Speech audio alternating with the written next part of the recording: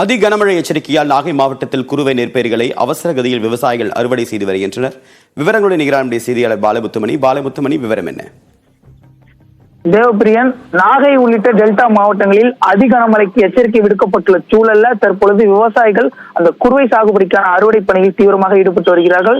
குறிப்பாக சொல்ல வேண்டும் என்றால், நாகை மாவட்டத்தில் கடந்த சில தினங்களாக, அதாவது ஒரு வாரத்திற்கு மேலாக கனமழை கொட்டி தீர்த்த நிலையில அறுவடைக்கு தயாராக இருந்த கிட்டத்தட்ட சுமார் 500 ஏக்கருக்கும் அதிகமான அந்த குறுவை நெற்பயிர்கள் வயலிலேயே சாய்ந்து விவசாயிகள் ஒரு மிகப்பெரிய துயரத்தில் ஆழ்த்தியது என்றே கூறலாம்.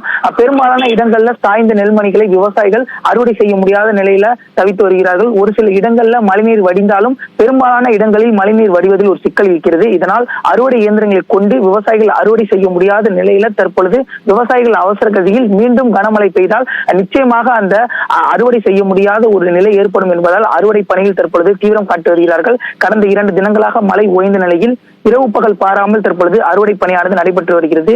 குறிப்பாக திருக்கோலை மற்றும் அதன் சுற்றுவட்டார பகுதிகளான வாழக்கரை, மீனம்பநல்லூர், ஏர்வைக்காடு, மடப்புறம் உள்ளிட்ட பல்வேறு பகுதிகளில் கிட்டத்தட்ட 300 ஏக்கரில் இருந்து 500 ஏக்கர் வரையிலான அந்த விளை நிலங்கள்ல தற்பொழுது அறுவடை பணியானது நடைபெற்று வருகிறது.